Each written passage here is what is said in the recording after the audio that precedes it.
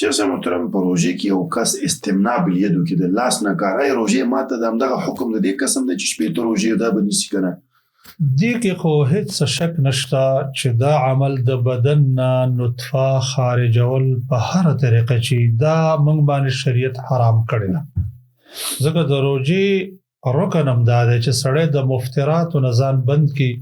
او مفترات 3 څیزونه دي الطعام والشراب والشهوه او دا خبره په حدیث کې ثابته ده رسول الله صلی الله علیه وسلم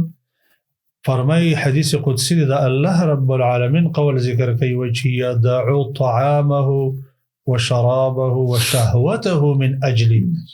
دی انسان خوراک سکاک شهوت زما د اجل د وجه نه پرېخه دي نو پته ولګیدل چې روزه دي ته ویل کېږي چې خوراک بم پرې دي سکاک بم پرې دي شهوت بم پرې دي شهوت هم دا چې نطفه د خپل بدن نه په هیڅ طریقه باندې وباس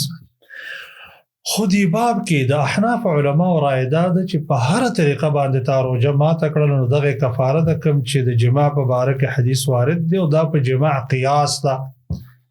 ولې د جمهور محدثین او رائے ده چې نه په باب د کفاراتو کې قیاسات نه چلیږي دا امر معقول نه دی نو په دې وجه باندې کفاره صرف په جماع کې راغلي د جماع دغه حکم دی د دین علاوه چې په هر طریقه باندې